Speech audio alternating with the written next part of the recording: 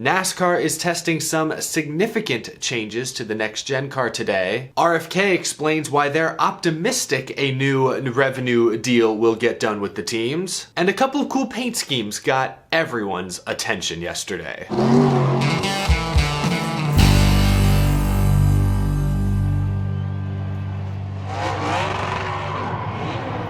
How's it going, y'all? My name is Eric. Welcome to Out of the Groove. Full show ahead once again. If you're new to the channel, be sure to hit that subscribe button. The season is right around the corner. You won't want to miss any of the great content coming to you on this channel this year. Also, we have our first sponsor of 2023. 1821 Man-Made offers top shelf grooming goods for the aspiring gentleman, because a well-groomed man feels self-assured with confidence in spades to take on the day ahead. Inspired by Prohibition-era bootleggers, the 1821 Barrel House empowers men to become the gentleman they deep down aspire to be. Their premium, one-of-a-kind products are perfectly crafted for his needs. Valentine's Day is right around the corner. Head on over to 1821manmade.com. Link is down in the description below. Through February 10th, their entire site is 20% off. Something is sure to catch your eye, whether it's the 3-in-1 shower gel or the Spirit Spritzer, which smells great and lasts all day. Thank you to 1821 Man-Made for being the first sponsor of Out of the Groove in 2023. And again,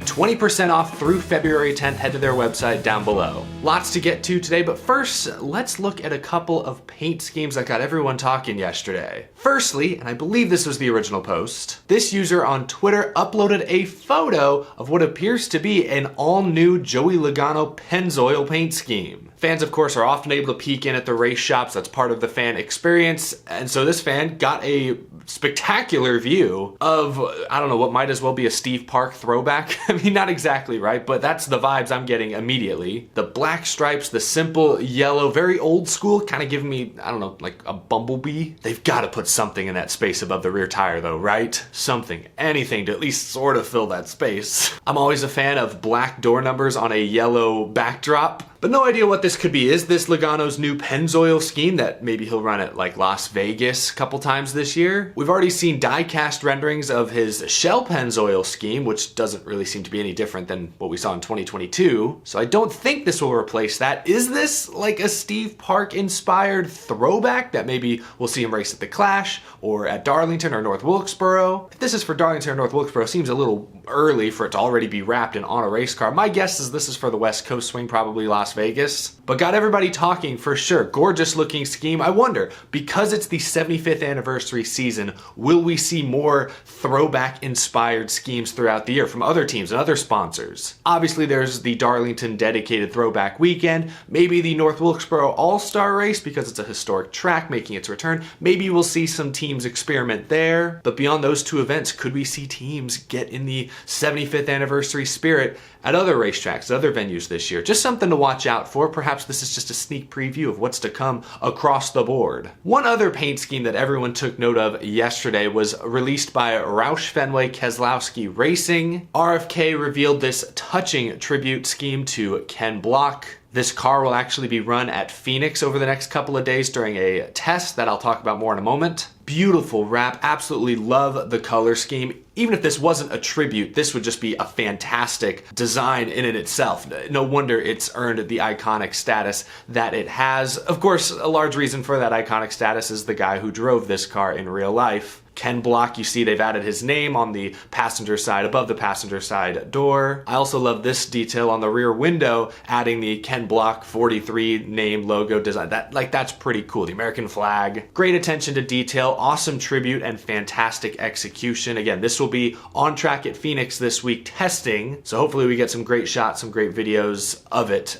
in action, so to speak. But great effort there from RFK. That's beautiful to see. I want to talk more about this Phoenix test now, actually, because NASCAR on their website this morning released a very detailed article listing out all of the potential changes they're working on this week. It's a 2-day test. Trackhouse, RFK, Penske, JTG Doherty, Joe Gibbs Racing, and Legacy Motor Club all have a car at this test. The number one purpose of this test is to try and improve the racing at short ovals and short tracks. The first big change they're testing this week are changes to the underwing. According to NASCAR.com, specifically, they're reshaping the area just behind the engine panel, and they're extending the diffuser strakes further downward. Which, if that means what I think it means, I'm a little worried about how that thing's going to handle going over curbs and, coming on and off the banking, if it's going to drag. I don't know, just something to worry about. But anyway, those are the changes. Eric Jacuzzi from NASCAR, who's overseeing these modifications, said that based on their simulations, these changes should help keep the cars from getting aero tight when behind another car. They're going to test that this week and see if it actually works in practice. To offset the additional downforce that these changes are going to create, NASCAR is actually testing an even smaller rear spoiler today and tomorrow. A 2.5-inch rear spoiler as opposed to the 4-inch spoiler that was used at almost every track last season. Another change that's being tested today that some may view as controversial, the use of exhaust mufflers. NASCAR is hoping to use these mufflers at the Clash of the Coliseum and the Chicago Street Race, the two events on NASCAR's calendar that take place in very urban areas. According to that NASCAR.com article, which I will link down in the description below, NASCAR expects the noise level to drop by 6 to 10 decibels, but I thought this quote was interesting. Officials would take care not to lose the V8 rumble that has been a trademark of the fan experience. More from Eric Jacuzzi, he said, quote, "It's a little less harsh. It's still going to be loud and you should still wear ear protection, all those things, but it's just going to knock some of that edge off. It's not quite as aggressive, but it'll sound the same." Some people are going to hate those words, but that first quote I read, that officials are taking care to not lose the thumping in your chest, the rock concert feel that going to a lot of NASCAR races creates. That echoes something that Steve O'Donnell said a couple months ago when talking about the possible electrification or hybrid components coming to NASCAR in the near future. Potentially, that NASCAR is very much aware and sensitive to possibly losing that V8 rumble feeling that they referenced there. Again, this is only for 2 races. The Clash at the Coliseum, which takes place just a couple miles from downtown Los Angeles, and the Chicago Street Race, which takes place a couple of feet from downtown Chicago. If you're going to Bristol, it's still going to feel the same as it's always felt. Honestly, there are some races last year where I felt like the next gen car was louder than the Gen 6. So if they attach these mufflers, knock the decibels down by a handful, it's not going to feel or sound any different, but it may not hurt quite as bad when my earplugs or headphones slide off. They've also talked about adding mufflers if NASCAR were ever to return to the fairgrounds at Nashville. That's been sort of a holdup with the local community, is the noise issues. And even with mufflers, 40 NASCAR stock cars are going to create a lot of noise pollution in that area, so it's not a perfect fix, but it's something NASCAR and the teams would probably have to implement if we ever went to race at Nashville Fairgrounds again. Just saying, I love loud race cars, and I don't think these mufflers are going to take that away from us. I'll keep it simple.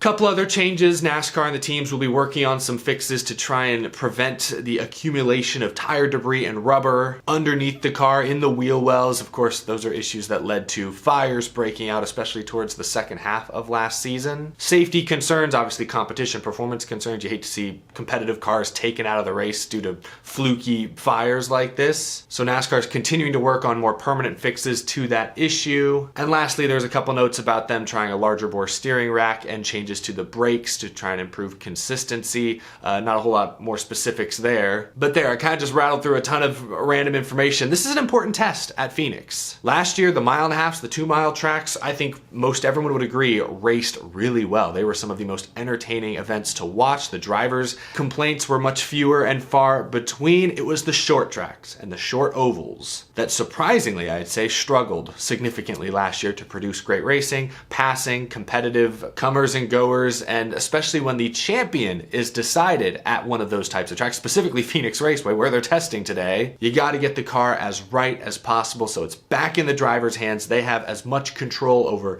their finishing result as possible. They can put their car where they need to. They can make mistakes. They can take advantage of others' mistakes. There wasn't anything in there about changing the gear ratios or the way they shift, because that was a big issue at Martinsville. I think even at Phoenix, a lot of the short ovals last year, drivers were shifting multiple times a lap. My guess is that is a much more difficult fix, which is why they're trying these other changes first. But we'll see. Even if the changes to the underwing do exactly what they wanted them to, the smaller rear spoiler, even if it all works, will the racing at Phoenix or Bristol or New Hampshire or wherever, will the racing actually improve? Significantly, at least. I think we can only hope. Lastly, there was an article I read last night from motorsport.com written by Jim Utter that caught my attention. It was an interview with RFK team president Steve Newmark about the ongoing tensions and negotiations between NASCAR and the teams regarding a new revenue split agreement. Towards the end of last year, we heard from Steve Newmark, as well as Jeff Gordon of Hendrick,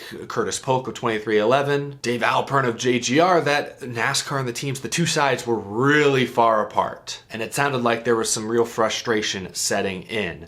Steve Newmark in this motorsport.com interview, though, seemed to be singing a completely different tune. He actually sounded optimistic that a new agreement may be agreed upon sooner rather than later. Steve Newmark said, quote, "The reason I have so much optimism that we can get a deal done is because the sport is growing. If we were in the situation like 5 years ago where the sport was stagnated, it might be more difficult to come up with a whole new paradigm." I want to pause right there for a moment. Hopefully you can't hear it just start thunderstorming around me. I've tried to soundproof this room a little bit, but I don't think I can stop actual thunder. But anyway, his point that, hey, NASCAR is actually growing a little bit right now as opposed to 3, 4, 5 years ago. Is that true? Kind of. From a TV viewership standpoint, 2022 was a little bit higher than 2021, but a lot of that can be chalked up to this year's Daytona 500 not being delayed hours and hours and hours by rain. But still, up is up, and actually when it comes to attendance in person, what was there, 8 sellouts last year? Obviously you got the Phoenix Championship, of course, sells out, Daytona 500 sells out, but Martinsville had a sellout, Gateway sold out, I think Watkins Glen. Atlanta had one of their biggest crowds in years, the Bristol Spring Race saw its biggest crowd in at least 5 or 6 seasons. I don't want to say Steve Newmark is overly optimistic, but he's right, the sport did grow. We've really only seen that growth though for 1 year. Can we grow again in 2023, 2024? Is attendance going to continue to tick up, or is it going to start to trickle down now that the next gen has had a whole year of visibility? It's not quite as new and novel as it was last season. I don't know. So he's right, but is he jumping the gun? Anyway, I just wanted to throw in my 2 cents there. More of what Steve Newmark from RFK said. The issue right now is the teams, from an economic perspective, are struggling. Our financial model doesn't work, but the sport is still thriving. Because of that, we know there's a path forward to figure it out. It's going to take a lot more work. It may take 2 steps backwards, 1 step forward. It's not a lot different than what a lot of other sports have gone through. It's just a little bit more foreign to us because of the way this sport has been run for so long. It's something I would definitely pay attention to in the next few weeks. Next few weeks. That's what makes me think maybe they've actually started to come to some sort of agreement. I mean, last week, Denny Hamlin, 2311 Racing, it was reported that they're about to break ground on an all-new race shop, something that Denny Hamlin last year said was kind of on pause for the time being. So 2311 is willing to make major investments, and now you got the president of Roush Fenway Keselowski Racing saying he's optimistic. Nothing is done, still a lot of work, of course, but as someone who cares deeply about what the next media rights deal looks like and how it will affect the business model for the teams, I'm very intrigued by this story and I'm going to continue to follow it anytime there are new interesting quotes or articles released. I hope you guys find it just as interesting. If not, hey, I saved it for the end of this video for a reason. You probably already clicked away. That's going to do it for this episode, y'all. Thank you so much for watching. Man, it is really coming down out there. If you enjoyed this video, be sure to leave it a like. It helps me out a ton. And if you're new and you love NASCAR, hit that subscribe button down below. As always, thank you to my Patreon supporters for continuing to go above and beyond to support the show. I greatly appreciate all of you. You can hear that, right? Oh, it's not just thunder now it's just pouring outside. All right, thanks for watching, y'all. I'm gonna attempt to not get washed away while editing this thing. Have a great rest of your Tuesday.